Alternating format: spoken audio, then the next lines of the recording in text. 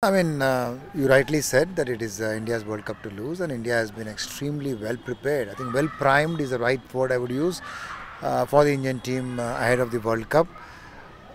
A lot of credit has to go to the BCCI and the Indian cricket team management, Rahul Dravid and his team of coaches and support staff, along with Captain Rohit Sharma, NCA, and the rest of the support staff, to just manage the team in such a way over the last couple of years so that they have the best talent available in prime form for the World Cup.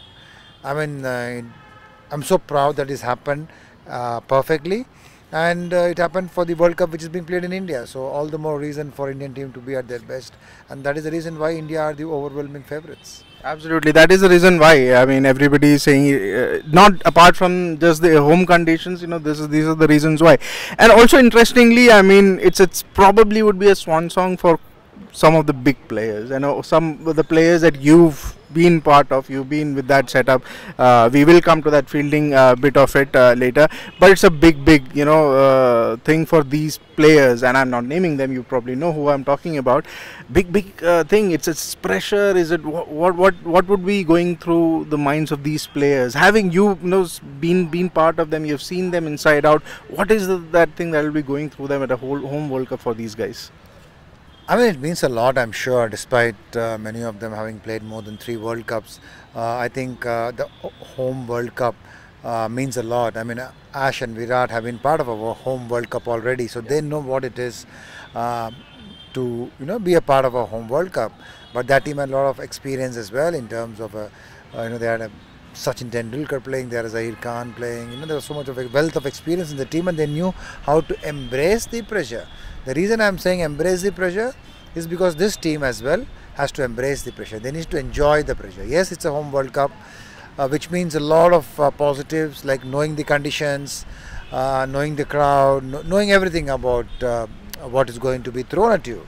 So you've got to enjoy that, got to enjoy the conditions as well, and embrace the pressure, enjoy it. That's the key.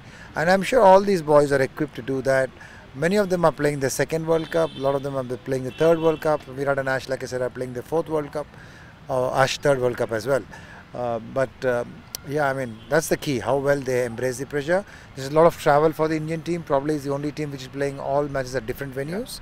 So that's a little bit of an added, a bit of a disadvantage, I would say, because every venue wants to have a pie of the share of the Indian team playing, and unfortunately Hyderabad missed out, like you said, being such a wonderful venue. But that is what it is about the Indian team in this World Cup. They got to embrace the pressure and have fun.